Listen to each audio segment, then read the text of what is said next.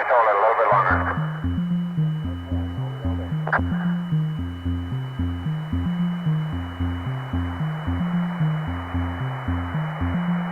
Take your sweet time.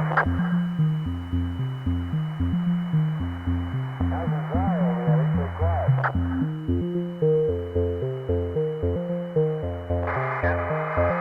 Hang on. Watch it. Star Wars The Force Awakens teaser trailer number 2.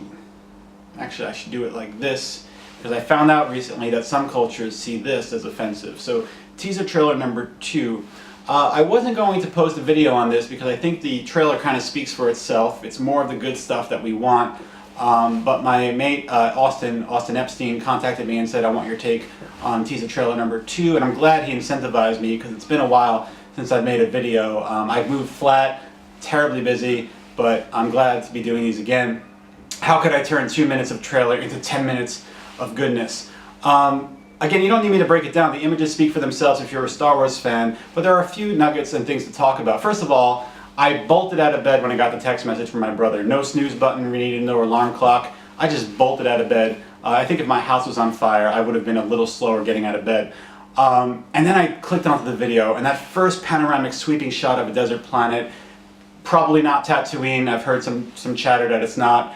Man, when I saw that thing in the background, I'm like, what is that? Is that like a pyramid? What is that? And then it slowly reveals itself to be an Imperial Star Destroyer, a defunct Imperial Star Destroyer in like a ship graveyard.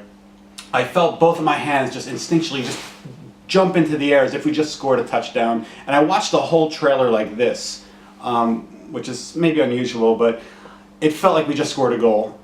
It really did, we being Star Wars fans. And then Mark Hamill's voice, almost verbatim what he says to Leia at the end of Return of the Jedi. The Force is strong in my family. My father has it. I have it. You have it. My sister has it. I'm sorry, and you have that power too. And the first trailer we heard the voice, I believe, of Andy Serkis, who plays the Sith Lord. Here we hear Mark Hamill's voice, and how nice is it to hear Mark Hamill's real voice after all these years? You know, Mark Hamill has probably been the most prolific of all the actors from the original Star Wars movies, but we don't know about that because he's usually playing cartoon characters with many different voices. Most famously, the Joker in the Batman cartoon series, and lately in the Batman Arkham Asylum video games. So how nice. And you know what? Mark Hamill does have a distinctive voice. You don't realize how distinctive it is until you haven't heard it in 3 decades in a movie. So nice to hear his voice again. You have that image of the burnt Vader mask. I guess maybe somebody thought it was polluting the atmosphere of Endor, and some environmentalist grabbed it to help all those plastic carcinogens from going into the air. Beautiful image. And then you see Luke's hand. You imagine it's Luke's hands. Who else would it be? Who else has an artificial limb in this universe at this time? You see Luke's hand touching the R2 unit, R2-D2, and people have said, I heard people say, why is his hand robotic looking? I thought it was human looking. I thought he had that prosthetic look like a human hand. My guess, if I want to justify why it's robotic looking, is one, it makes it obvious that it's fake to help the audience realize who is the character. And the second thing is maybe Luke keeps it as sort of a memento, a reminder of who he almost became at the end of Return of the Jedi, how easy it is to become your father, almost like a memento mori, or maybe a tribute to his father. So I have no problem with his hand being robotic looking. And then there's just like a whole swoop of montage imagery of action. We see Finn again, we see Rey again, Poe Dameron, is that his name? Doraemon, it sounds like the cat robot from Japan. Really, really exciting looking. Again, lots of sweat, lots of heavy breathing, lots of action, lots of running, things that we haven't seen in Star Wars for a while. And the enemy, we saw the stormtrooper, the streamlined stormtrooper outfit before, but here we actually see more Imperial troops. And what's weird about these Imperial troops is it's almost like a dark chrome look to most of these things. Even the TIE fighters have like a dark chrome look to them. I know.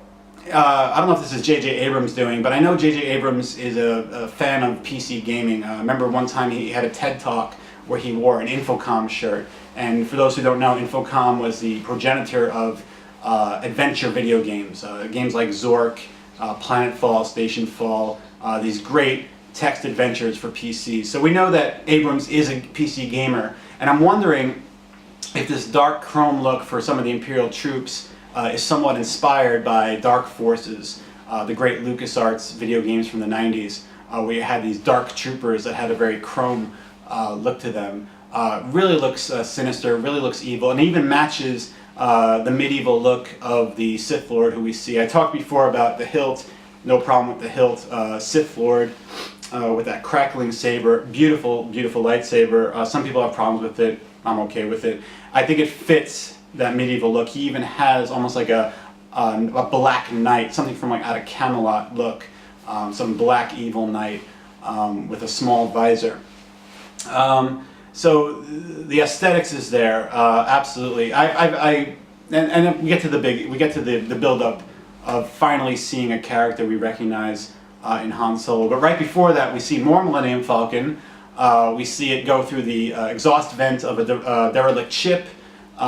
Some people complained that they didn't like that cinematography because there's a zoom effect, almost like a handheld zoom effect, following the Millennium Falcon into that shaft, which is very Battlestar Galactica. Which this is interesting to me because this is what I call the symbiotic nature of influence. A influences B, and then B influences A back again. It's like you're returning the favor. We all know that Battlestar Galactica was influenced by Star Wars. The original was, at least. And now that kind of zoom imagery of ships flying is now infecting the Star Wars universe. I like that zoom imagery. It's one of my favorite parts of Battlestar Galactica were those zoom effects during flights and battles in space. So minor quibble by people, oh, the cinematography doesn't exactly match the original cinematography. I'm okay with that. It is a new decade and we do have new techniques, why not use them? Okay, so now we have the unmistakable voice of Han Solo, Harrison Ford, saying to Chewbacca, "We're home." And man, that's what really brought it home for me, no pun intended, when he said that. It really felt like coming home. It's been since 1983 that I felt this way. So what an apropos way to end your trailer. Chewie, we're home. What I liked about seeing Han Solo was he wasn't wearing the vest with the white shirt. He was wearing a black leather jacket with a white shirt underneath. Close enough, but not exactly what he looked like in the original Star Wars movies. And that's awesome. I mean, we're not dealing with The Simpsons. We're not wearing the same outfit every single day. I think if another filmmaker made this, a sort of novice filmmaker, he might have chosen sentimentality over practicality. He doesn't look exactly the same, and that's fine by me. It's 30 years later, but it's close enough, the white shirt with the dark vest. And ends with Star Wars, Force Awakens. And unlike some other, the more recent Star Wars movies, it doesn't tell you the number. It doesn't say number 7. Everyone refers to the first 3 not as Phantom Menace, Attack of the Clones, and Revenge of the Sith. They call it Episode 1, Episode 2, Episode 3. And that seems kind of boring to me. The original Star Wars movies, we don't call Empire 5. We don't call Jedi 6. We don't call New Hope 4. So we're getting back to get rid of those numbers. The numbers are there as a convenience when you watch the scroll in the beginning. But the numbers are not necessary to making the title memorable. As a matter of fact, they do a disservice to the title. So again, just 2 minutes of pure goodness that I've turned into 9 minutes of mediocre review. Okay, so this has been a lo-fi sci-fi review. It's good to be back, and I'm sure there's more great things down the pike to talk about in the near future. Cheers.